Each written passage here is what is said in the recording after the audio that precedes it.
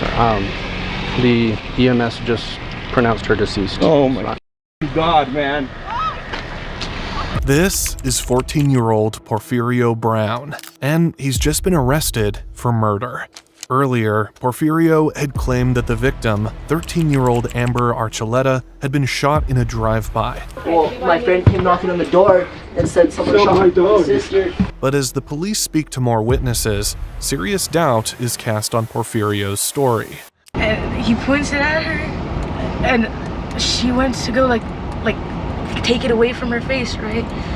All of a sudden, you just hear a boom. I look, and I see her fall to the ground. On July 28th, 2023, in Cuesta, New Mexico, officers and EMS personnel responded to a residence following a report of a girl who'd been shot in the face in a random drive-by shooting. While the girl, 13-year-old Amber Archuleta, still had a pulse when they arrived, it was only a matter of time before things went south. Here? You said you do have a pulse? Down. To the area of... Is she alive? Is there anything I can get? She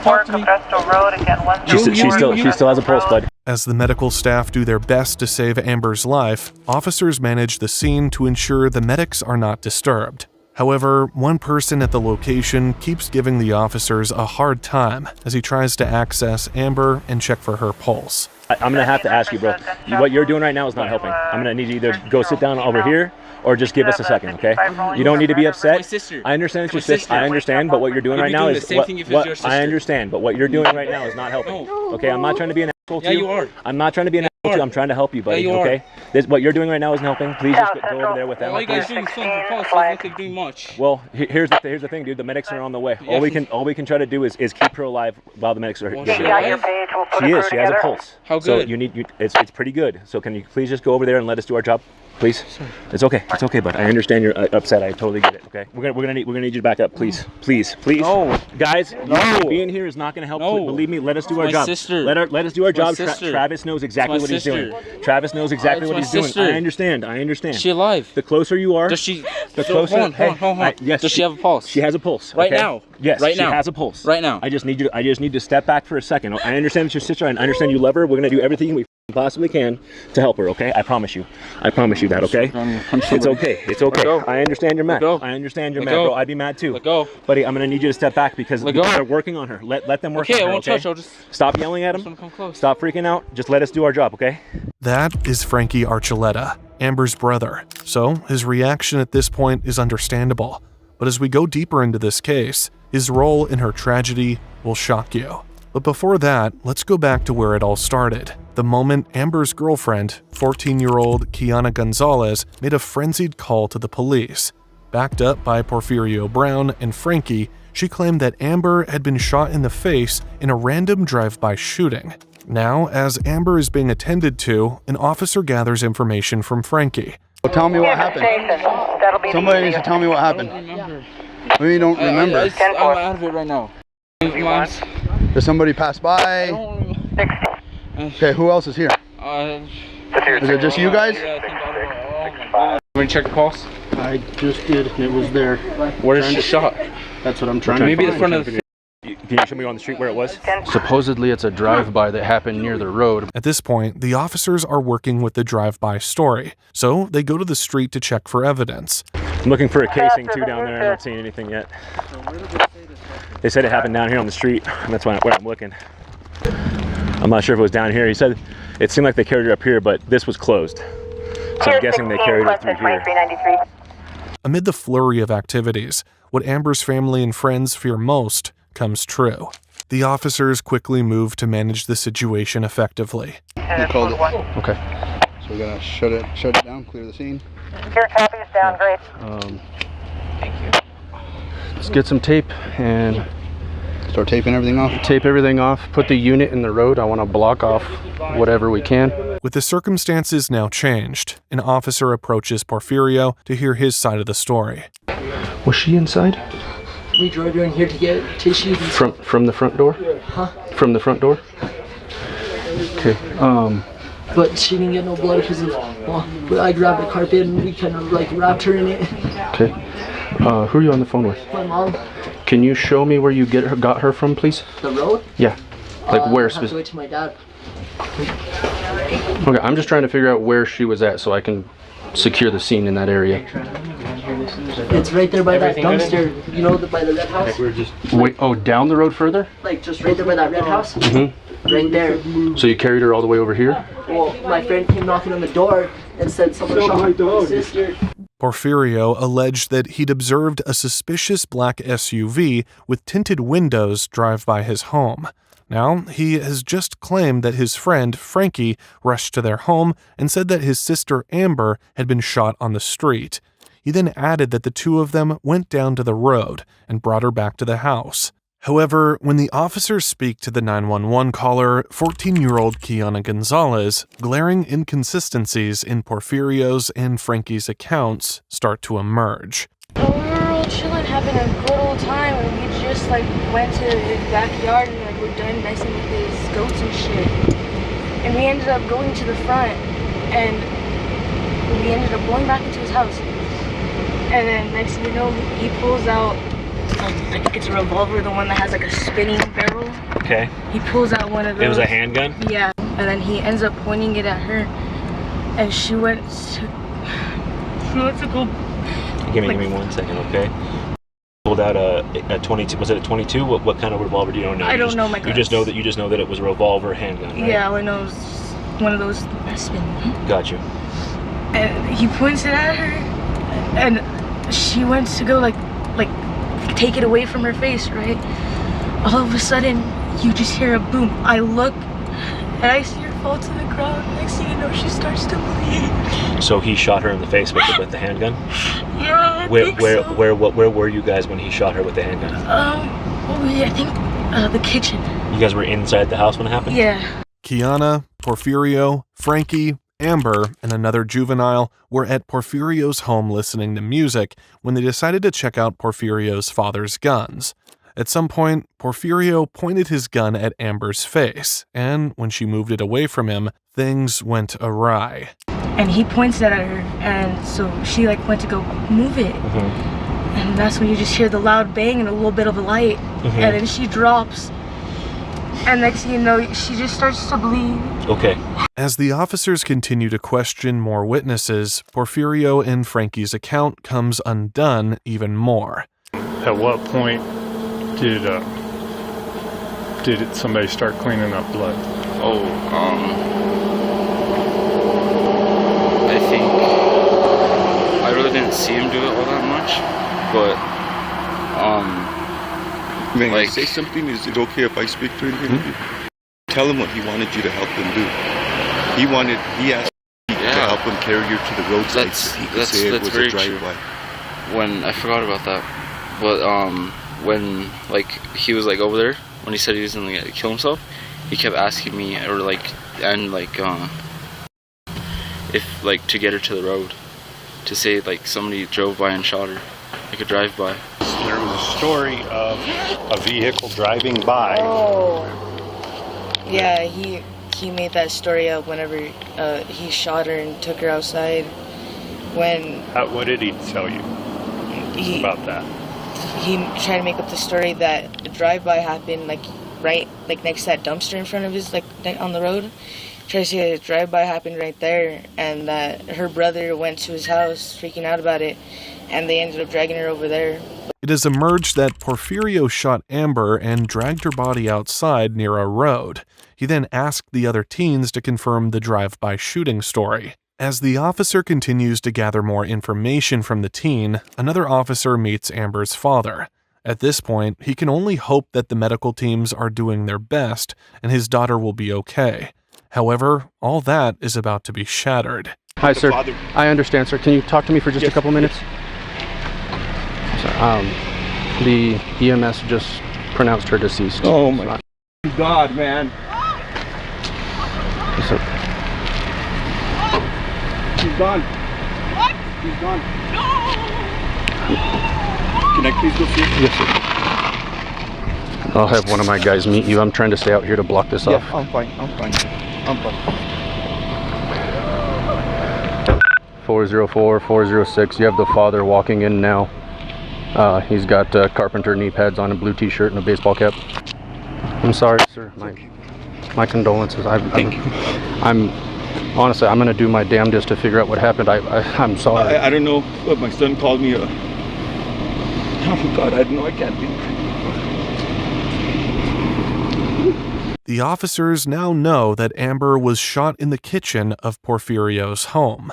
They've already secured the scene of her demise, and it's time to go into the house. Inside, they speak to Porfirio's father, 39-year-old William Brown.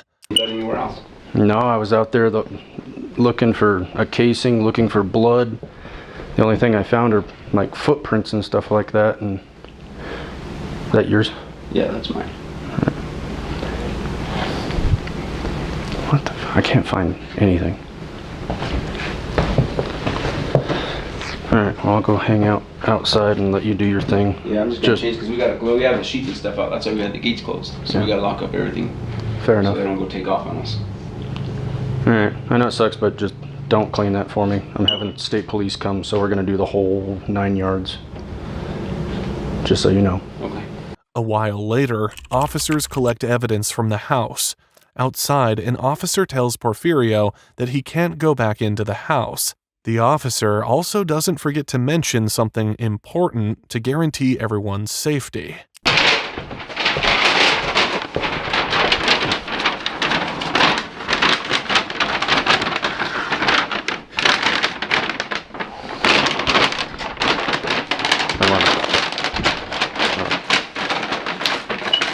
I just can't have you inside the house with the firearms and stuff, okay? I know you're not going to do anything, but... Minutes passed, and at some point, William called their attorney. Unaware of this development, an officer knocked on the door to speak to William, only to hit a snag in an already complicated case. Porfirio, it's Officer Mata with State Police, bro. Come on out. Come on out, man. He's not talking to nobody. We're gonna sit over here, bro. He's not sitting over here. Oh, it's your boy? Yeah, it's my boy. We talked to an attorney. Any question, anything can be done through him. Okay, we're just trying to make sure. Is this the scene where it happened? It is well, now. the body's in the back. There's no scene. There's nothing in here. Okay, I need you guys to step on out. Brown, come on. We can't. No. I need you guys to step on out. You have a warrant? There's gonna be a warrant. Well, we have detectives on the way. We need you guys to step on out now. We've tried cooperating. These guys have already let people go that were here. So what's the issue? There's an issue because why are we supposed to sit here? You live here? Yeah, I live here. This is my home. Okay. Are there any neighbors that we can talk to? There's where you can hang out? No. There's not. What's your name, bro? William Brown. William Brown. There's not any neighbors we can hang out. What are we supposed to do? Huh? What are we supposed to do? Well, step on out. No. We have detectives on the way. They're going to interview you. No, they're not. An attorney is going to be present. You can call your attorney to come on down. We'll talk to him. We're not talking. They said you guys can wait to schedule. You guys can call LMIS's office. Okay, that's fine. We'll have him come down if he wants to talk to us now. We're not going to be calling anybody. We're not going to be... We have investigations to do, man. Well, we're not going to find out what's going on. These guys have already let people go that were involved. Okay, probably because they already have their contact information, dude. We're stepping in, and we have our detectives from State Police coming over. And? By refusing the officers access to his house, William has frustrated their efforts. However, the officers have no idea that he is only getting started. As far as you, would you be okay to give us a statement? I wasn't even home. Okay, so you just got here just now, or did you just get here after the incident? Yeah. I was at work when my son called me about it happening. Did your son tell you anything like that? He just said that there was a girl that was shot and he didn't know what to do. Did he say who shot the girl? You can't go, Ashley, you can't go there. Did he say who shot the girl? He said a black SUV. While William had tried to point the officers to the drive-by story, they just didn't buy it. After thoroughly checking the scene, they determined that didn't happen, concluding that Porfirio was involved. With that, only one course of action remained. Where are you taking him? To a unit. What unit? Well, did you bring the unit to the house? No, we're walking down to Main Street. For what? For what? That's what I'm asking. That's all I have to tell you. He's being detained this time. I think it's pretty obvious that he's being detained and arrested. Well, but what? He didn't do nothing. Listen, he's being detained. I didn't say he's being arrested. He's being detained with us. That's it. Okay. That's going to be in the end of it, okay? He's not leaving the road. He's just going to sit in there. You guys can't bring him to the house, the unit to the house? No, because it's a crime scene. I can't let anyone in there. So that's the other thing. How long is this going to take? As long as it takes. I can't give you an answer because no, I know, but how long is this going to take? Because we don't have a place to go. 12 to 24 hours. I just got to hold on to you, okay? We don't have another place to go. Is that better? I mean, you appreciate that there's a dead girl on your porch, right? Yeah. I don't have an option either. So you know where to go, but I don't have an option. Before leading him into a squad, an officer reads Porfirio his Miranda rights. Before I speak to you, I'm only going to ask you 2 things, but before I speak to you, you have the right to remain silent. Anything you say or do, and it will be used against you in the court of law. You have the right to an attorney. If you cannot afford one can be provided to you at no cost. You also have the right to have your parent present during questioning. Do you understand your rights? Okay. After being placed in handcuffs, the officers start leading Porfirio to a squad car. Meanwhile, his father gives the officers a tough time. I'm not square up with him. Stop. I'm not. We're just squaring up to him. Well, he's telling my attitude stuff. Well, no, well, what do you expect? You have a dead girl and you not understand the severity of this? I do. Sure. Go that way. I've been trying to cooperate with the cops. Hold on. Well, they're taking him. He said I could walk with you guys. You need to calm down. I am, but your officer, put you in I cuffs. wasn't even talking to them. And I just told him to leave so he didn't aggravate you anymore. But you can't keep doing this because then I'll put you in cuffs. And I don't want to do that. You've done nothing wrong. A few minutes later, that's exactly what happens. William, too, has been an offender all along, and he is about to face the consequences. We've got information about what all took place, and as far as a black SUV, it's not. That's not panning out. Okay, does that make sense? If you're saying I can't tell you because I was at work. Okay, and I get that. But another thing that you need to understand is there's a lot of guns in that house, right? Mm-hmm. And none of them are secured? Most of them are secured. I have a few that are out. You have a few that are out. Okay, with that right there, you have your hands, put your hands on your back. I don't understand this. Can you just explain it to me? Yeah, he's going to explain it. So basically, there's a, they're going to explain, so the statute 30-7-4, one is admitting making a firearm accessible to a minor, resulting in great bodily harm. So she's not fucking yes. So we have enough. William had a lot of guns in the house, and none of them were secured. Elsewhere, in a shocking display of complete ignorance of the severity of the offense he's just committed, Porfirio makes a disturbing claim. Listen to this squad car audio. It's gonna be okay, okay? I love you, okay? They ain't got nothing on me, I ain't worried. Barb. They ain't got nothing on me, because I ain't do nothing. It's okay. Just keep your mouth quiet. We have a lawyer. It's gonna be okay, but you're gonna have to drink something. I can't. Bro, my wrists are all getting cut into. Settle down. You have to settle down. You have to be calm right now, okay? My wrists are getting cut into. It's okay. Here. Barb, I know. I can't. You're arrested. I can't do anything about that. William was later charged with negligent making a firearm accessible to a minor, resulting in death. He became the first person charged under the March 2023 Benny's Law that allowed a parent to be charged if they didn't properly store a firearm before their child used it to commit a crime. The law is named after Benny Hargrove, an Albuquerque middle schooler who was shot and killed by a fellow student. The suspect allegedly used his father's gun to shoot the boy during recess. Porfirio faced charges for shooting and killing 13-year-old Amber. He also faced a second-degree murder charge, tampering with evidence, and attempted assault of a peace officer, charges for the shooting. He was booked into a juvenile detention center, but later released to live with his grandparents.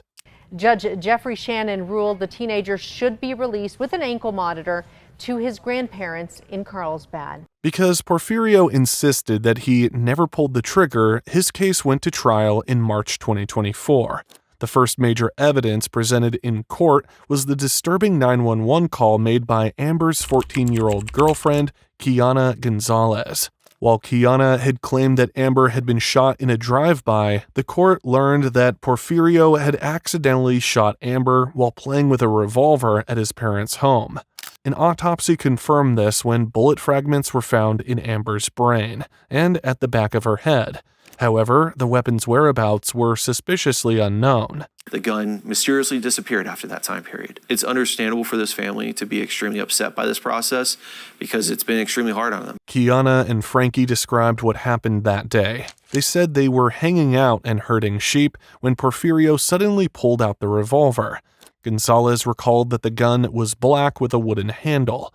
She saw a flash, and Amber immediately fell to the ground. At first, she thought Amber had pushed the gun away from her face before it fired. And he points it at her, and so she went to go move it. And that's when you just hear the loud bang and a little bit of a light. And then she drops, and next thing you know, she just starts to bleed. Okay. Later, she said Amber and Porfirio had been playfully struggling over the gun when it went off. They insisted there was no anger or fighting before the shot was fired. After the shooting, he dragged her body outside near the road and tried to convince Frankie and Kiana to lie about the incident, saying it was a drive-by shooting. However, both teens refused to help him move the body or continue the false story. New Mexico State Police investigator Shane Faulkner testified that officers found multiple firearms inside Brown's home. Among them were an AK-47, shotguns, .22 caliber rifles, and boxes of ammunition. Can you describe what is in this photo then? So that's typically called an AK-47. Okay. And where was it located? It would have been in the closet to this room. Prosecutors believed one of the missing weapons, a cowboy-style revolver with a wooden handle, was the one used to shoot Amber. This revolver belonged to Porfirio's grandmother, Wanda Graham, who said it was given to her as a gift just a month before the shooting. However, she left it at her home in Carlsbad when she traveled to Taos for the hearing. Both of Porfirio's parents, William Brown and Ashley Baumgartner, along with his 16-year-old sister, Alexis Brown, testified in court. They said the family was trained in gun safety and knew about the weapons in the home. However, they could not say exactly how many guns were in the house. Baumgartner estimated there were at least 20. Alexis Brown said the guns were always locked away, but investigators found weapons easily visible in bedrooms and the living room. Faulkner testified that blood was found in multiple places inside the Brown home, including the kitchen, laundry room, and bedrooms. According to Gonzalez and Frankie, Porfirio had tried to clean up the blood before the police arrived. When Porfirio called his mother to tell her about the shooting, he claimed it was the result of a drive-by. Before the trial, Gonzalez and Frankie described Porfirio as a close friend. Gonzalez said she had known him since kindergarten and had never been afraid of him. However, they had now become key witnesses in the case against him. Present at the hearing were Amber's father, Joshua Archuleta, and her family. Joshua appeared devastated and struggled to come to terms with what had happened. He shared memories of his daughter, saying she loved music and played the guitar. Just the day before her death, she had spent hours in her room practicing a Justin Bieber song until she had mastered it. William Brown went to trial too, but a jury found him not guilty in June 2024. His father, William Brown, found not guilty back in June. Porfirio's case ended in a hung jury in March 2024, after the jury failed to reach a unanimous verdict. According to Porfirio's lawyer, the jury came to an 8-4 vote. This revelation was hard on Amber's family. Of course, very disappointed that it wasn't a guilty verdict. But being a hung jury, my thoughts were there were some people in that jury that believe that he's guilty. He was expected to go on trial again in August 2024, but he pleaded guilty to tampering with evidence. Porfirio was subsequently given 1 year of probation, and his other charges were dropped. On July 31, 2023, at Eagle Rock Lake, Amber's family, friends, and community members gathered to remember her and call for change. Many people spoke about the need for more accountability, especially when it comes to guns. Glenda Alnichev, Amber's aunt, said that people can't just ignore warning signs. If someone knows that a person carries a gun, they should speak up before something terrible happens. Amber's family shared their pain and love for her. Glenda called Amber their beautiful niece and talked about how the entire community was grieving. In small towns like Cuesta, everyone knows each other, which makes a tragedy like this even harder to bear. People came from far away, including those the family hadn't seen in decades, to show their support. Amber's friends also spoke, remembering her unique personality. One friend recalled seeing Amber at school every day and greeting her with a hug, even though Amber wasn't a big fan of hugs. But despite that, Amber was always there when her friends needed her. Another person shared a similar story, laughing about how they would chase Amber around, trying to get a hug. It was little moments like that that made her special. Aunt Edith used the moment to remind everyone that life is not like a video game. When someone is shot, they don't get back up. It's final.